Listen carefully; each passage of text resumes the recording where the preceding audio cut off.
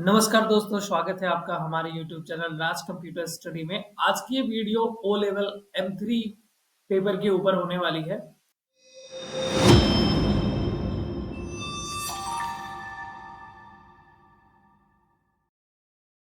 अगर आप Python programming का चैप्टर पढ़ रहे हैं, है ना, पाइथन का अगर आपको एग्जाम देना है तो हम यहाँ पे जुलाई 2022 सेट 1 का क्वेश्चन एक आया हुआ था और ये क्वेश्चन कई बार अलग-अलग तरीके से पूछा गया है। जैसे कि यहाँ पे आप ऊपर देख रहे हैं कि इस समय अब तक HTML और जो हमारा ये पहला वाला सिलेबस था यानी कि लिब्रे ऑफिस के क्वेश्चन हमने पहले सॉल्व किया। अब हमारा जो तीसरा क्वेश्चन यहाँ पे है, ठीक है, जो पाइथन से रिलेटेड है। देखो, इस क्वेश्चन में ये कहा रहा है कि आपको क्या करना है, एक इनपुट लेना है यूजर से, जैसे कि पैरामीटर।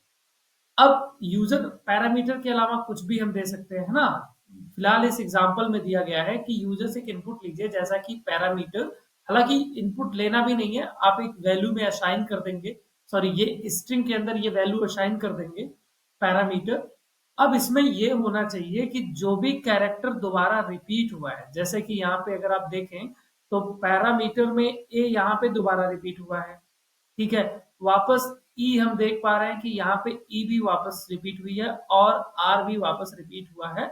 तो ये क्या होगा कि इसको बदल देना है, किसके साथ बदल देना है, एंड सिंबल के साथ में, ठीक है। मतलब यहाँ पे फिर ऐसे आउटपुट नहीं आएगा, तो आउटपुट कुछ इस तरीके से आएगा।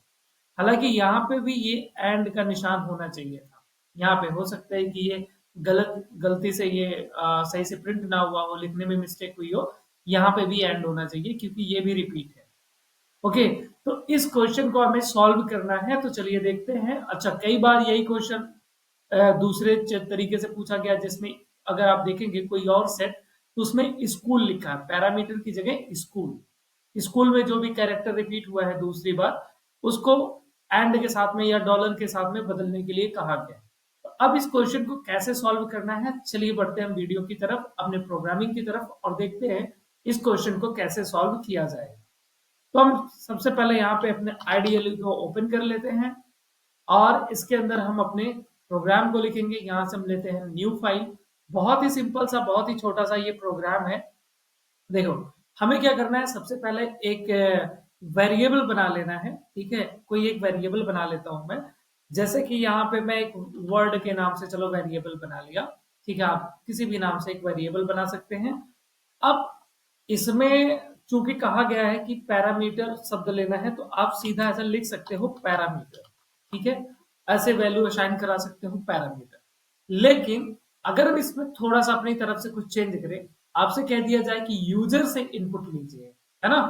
कभी हो सकता है कि एग्जैक्ट ये ना आकर के ऐसे बोल दे कि यूजर से इनपुट लीजिए और उसमें जो कैरेक्टर मतलब रिपीट है उनको बदलिए। तो अगर यही रखना है तो यही रख देंगे, नहीं तो छोटा सा बदलाव ये करना है, यूजर से इनपुट लेना है, तो यहाँ पे क्या लिख देंगे हम, इनपुट। और फिर इसके अंदर यहाँ पे हम कोई भी मैसेज डाल सकते हैं, जैसे इंटर एनी वर्ड या चलो इंटर एनी वर्ड लिख देता हूं मैं, ठीक है। बल्कि यहाँ पे थोड़ा स्पेस दे करके, ओके, ऐसे। अब अगर यहां से इसको लिख देने से क्या होगा कि हम यूजर से इनपुट लेंगे कि भैया कोई भी वर्ड बता दो। अदरवाइज आप सीधा सीधा यहाँ पे पैरामीटर शब्द लिख सकते हो।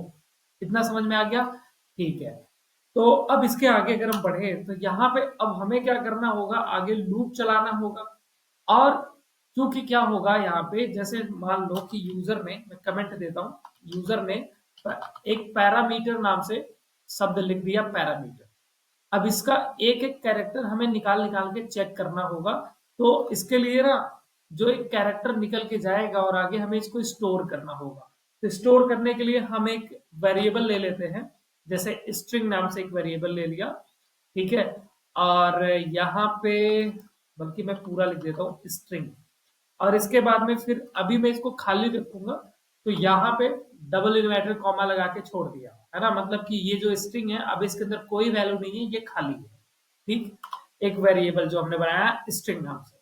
अब यहाँ पे हमें चलाना है लूप, और लूप में हम क्या करने वाले हैं, हमने कहा कि फॉर, अच्छा, अब यहाँ पे फॉर लूप हम चला देंगे, ठीक है। फॉर लूप चलाने के बाद अब आप यहाँ पे ए या बी कोई भी एक वेरिएबल बना सकते हो, ए इन अब हम कहेंगे कि यहां से ये जो शब्द है कौन सा, मतलब जो वेरिएबल है हमारा वर्ड के नाम से, ठीक है, जो वेरिएबल है हमारा वर्ड के नाम से, हमने कहा कि भैया इस वर्ड नाम के वेरिएबल में जो कुछ भी आ रहा है, जैसे ये पैरामीटर, तो यहां से निकाल निकाल के एक एक कैरेक्टर को भेजो, किसके अंदर भेजो, ए नाम के वेरिएबल में। ठीक है, फिर से समझना, जैसे यूजर कोई भी शब्द डालेगा, फॉर एग्जाम्पल यूजर ने लिखा पैरामीटर या यूजर ने कुछ और लिख दिया, तो वो शब्द कहां पे जाके स्टोर हो रहा है, वर्ड नाम के वेरिएबल में। अब यहाँ लूप में हम क्या कह रहे हैं कि वर्ड नाम का जो वेरिएबल है जिसके अंदर कोई वैल्यू है, वहां से एक एक कैरेक्टर को उठा उठा करके किसके अंदर डालो भाई, ए के अंदर। ठीक है, अब नीचे क्या करेंगे, हम यहाँ पे लगाएंगे इफ, और फिर यहाँ पे हम वापस कॉल करेंगे ए को। हमने कहा इफ ए इन क्या करवा लें भैया, यहाँ हम स्ट्रिंग को कॉल कराएंगे। अब इसका क्या मतलब हुआ, हमने कहा कि ए के अंदर जो भी कैरेक्टर गया है, जैसे यहां से मान लो पी गया, सबसे पहले क्या जाएगा, पी जाएगा।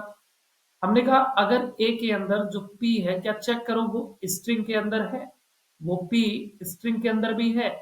अब जैसे यहाँ पे मान लो यही पड़ा, तो यहाँ इसके अंदर जाएगा और चेक किया जाएगा क्या वो स्ट्रिंग के अंदर है। अगर आंसर है यस कि हाँ वो कैरेक्टर जो पी है वो स्ट्रिंग के अंदर है, मान लेते हैं कि ऐसा एक बार हो गया कि कोई कैरेक्टर निकला और वो चेक हुआ कि क्या वो स्ट्रिंग वेरिएबल के अंदर है, अगर वो है तो क्या होना चाहिए, तो हम कहेंगे भैया अगर ऐसा हो रहा है तो एक काम ये कर लो, सॉरी यहाँ पे लिखना है हमें स्ट्रिंग, और हमने कहा कि भैया अगर ऐसा है तो एक काम ये करना है कि स्ट्रिंग में क्या कर दो, जो भी कैरेक्टर निकल के जा रहा है ना, जो नया कैरेक्टर यहाँ से निकल के आया जो मैच हो रहा है, उसको क्या कर दो भाई, इसके साथ में रिप्लेस करो। इसके साथ में आप यहाँ पे डॉलर लगा सकते हो, एट द रेट लगा सकते हो, जो भी मतलब कैरेक्टर कहा गया। ठीक है, जैसे अगर मैं आपके क्वेश्चन की बात करूं तो इस क्वेश्चन में क्या कहा गया था, क्या लगाना है हमें यहाँ पे, चलो ठीक है एंड का निशान लगाना है, तो हम यहाँ पे आ जाते हैं और इसको हमने डाल दिया है। इसके बाद में ये इसके साथ में रिप्लेस कर देगा, समझ रहे हो बात, इसके साथ में इसको रख देगा। इसके बाद में फिर क्या करना है हमें, अब अगर ऐसा नहीं है तो एल्स, एल्स वाले पार्ट पे आ जाएंगे और हम यहाँ पे कहेंगे कि भैया ठीक है एक काम ये करना है आपको, काम ये करना है कि इसमें जो ये स्ट्रिंग है हमारा, जो स्ट्रिंग है उसको ऐसा कर दो कि स्ट्रिंग प्लस ए। अभी मैं एक बार ये पूरी लाइन को फिर से एक बार आपको समझा देता हूं, बस अब हमारा प्रोग्राम खत्म हो गया है और इसमें हमें यहाँ पे प्रिंट करा लेना है किसको, और ये प्रिंट यहाँ पे ना करके ये लूप से बाहर जाएगा। ठीक है, और हमारा यहाँ पे इस वाले स्ट्रिंग नाम के वेरिएबल को प्रिंट करा देना है। अब समझिए कि होगा क्या, तो यहाँ पे जैसे मान लो कि यूजर ने डाला पैरामीटर, तो वो पैरामीटर शब्द जो था वो कहाँ पे चला गया, वर्ड के अंदर। अब यहाँ पे क्या होगा, वर्ड को हमने कॉल किया तो एक कैरेक्टर यानी पी पहले निकल के कहाँ पे जाएगा, ए के अंदर, ए के अंदर पहले क्या गया, पी।